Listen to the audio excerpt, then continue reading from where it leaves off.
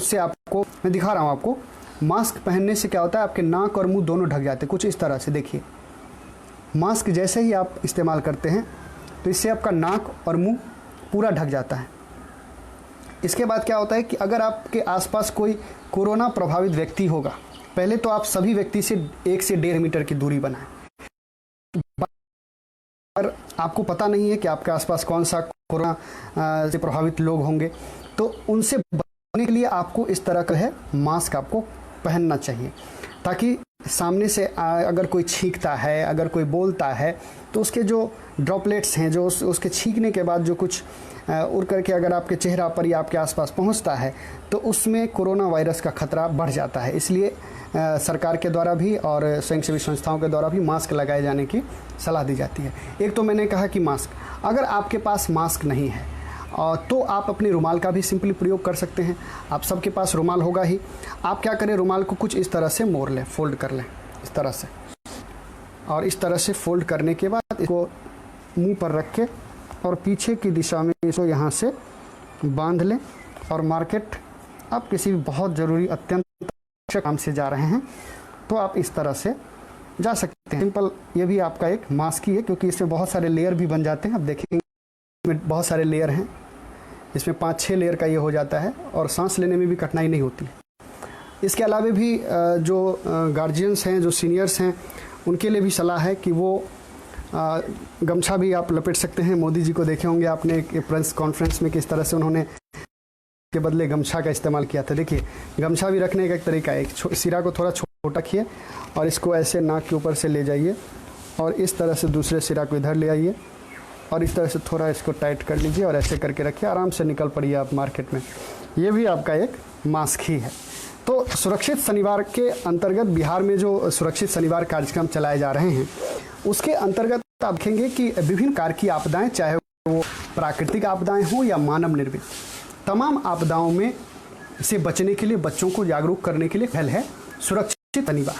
प्रत्येक शनिवार को एक पूरा रूटीन बना हुआ है कि हम किस महीने में क्या पढ़ेंगे, क्योंकि हर महीने में एक विशेष आपदा का भी आगमन होने लगा है। जैसे आप देखेंगे अभी जो गर्मी का मौसम है और अभी आप अगलगी का जो है सीज़न है, यानी खेतों में, गेहूं के खेत में कभी आग लग जाती है, कई झुग्गी झोपड़ियों में भी आग लग जाती है। तो अभी अगलगी का जो सीज़न है, तो उस पर भी चर्चा करने के लिए रूटीन दिया हुआ है। भूकंप, सुनामी, बाढ़ और इस तरह के बहुत सारे प्राकृतिक आपदाओं से लड़ने के लिए बच्चों को जागरूक किया जाता है। विद्यालयों में मॉक ड्रिल आयोजित किए जाते हैं। मॉक ड्रिल समझते हैं आप लोग?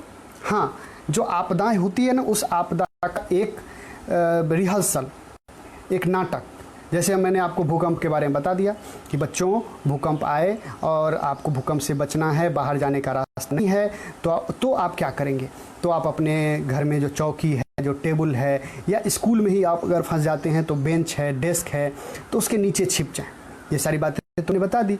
लेकिन अब रिहर्सल की बारी आती है तो हम एक माहौल बनाते हैं। सारे बच्चे बैठे होते हैं और अचानक से कहा था कि लो, भूकंप आ गया, और भूकंप आने की घोषणा की जाती है और सारे बच्चे जो रिहर्सल में क्या करते हैं, जैसे जैसे उनको बताया जाता है वैसे वो लोग करते हैं, वो अभ्यस्त हो सके कि आने वाले दिनों में अगर रियल में अगर इस तरह की कोई घटना घटती है तो उसका हम आमना सामना कैसे करेंगे। ठीक है बच्चों? तो आपदा प्रबंधन की जो कक्षा है वो यूँ तो 9th और 10th में है, आप वहाँ पढ़ेंगे भूगोल में, लेकिन बच्चों को भी इससे जोड़ने के लिए एक अलग से कार्यक्रम की शुरुआत बिहार में है, जिसका नाम रखा गया है सुरक्षित शनिवार। तो चूंकि आज शनिवार था तो मेरे मन में भी आया कि क्यों नहीं आज हम सुरक्षित शनिवार के बारे में थोड़ी सी चर्चा कर लें।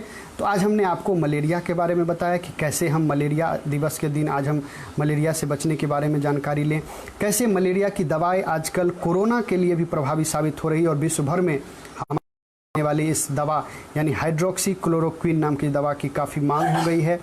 तो इसको लेकर के जो है आप देखेंगे कि काफ़ी मारामारी हो रही है।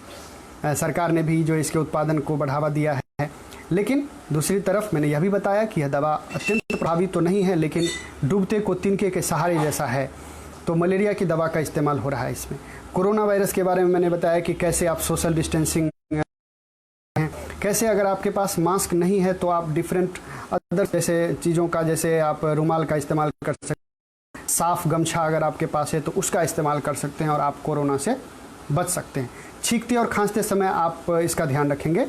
और बाहर निकलें तो ज़रूर मुंह को ढक के, नाक को ढक के निकलें, क्योंकि सरकारें या फिर विभाग के द्वारा जो कुछ भी निर्देश दिया जाता है वो आपके फ़ायदे के लिए है। व्यक्तिगत जागरूकता बनाएं और बीमारियों से दूर रहें।